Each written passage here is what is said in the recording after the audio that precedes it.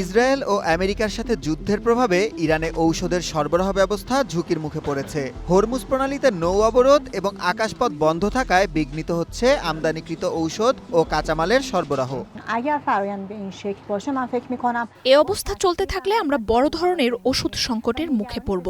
আমাদের সবচেয়ে বড় উদ্বেগ পেট্রোকেমিক্যাল পণ্য নিয়ে, যা থেকে সিরিঞ্জ এবং আইভি সেটের মতো সরঞ্জাম তৈরি হয়। বর্তমান মজুদ দিয়ে আর কতদিন চলবে তা নিয়ে আমরা চিন্তিত।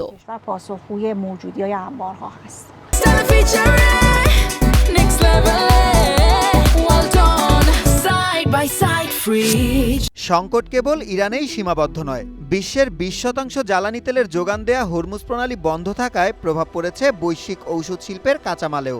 বিশেষজ্ঞরা বলছেন, জীবন রক্ষাকারী ঔষধের প্রায় 90%ই আকাশপথে পরিবহন করা হয়, যা যুদ্ধের কারণে স্থবির হয়ে পড়ায় বিমান ভাড়া কয়েক গুণ বেড়েছে। এর প্রভাবে ভারত ও ব্রিটেনে প্যারাসিটামলের মতো সাধারণ ঔষধের দাম ক্ষেত্রবিশেষে 4 গুণ পর্যন্ত বেড়েছে। It's normal in any escalations like war.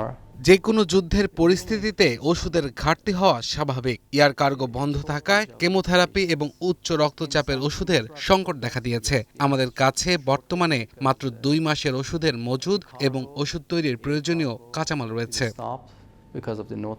বিশেষ করে ক্যান্সারের ঔষধ ও ভ্যাকসিনের জন্য জরুরি অবিচ্ছিন্ন কোল্ড চেইন লজিস্টিক ব্যবস্থা বিঘ্নিত হওয়ায় পরিস্থিতি আরও জটিল হওয়ার আশঙ্কা করছেন সংশ্লিষ্টরা। সুলাইমান সবুজ, ওয়ান ইন্টারন্যাশনাল ডেস্ক।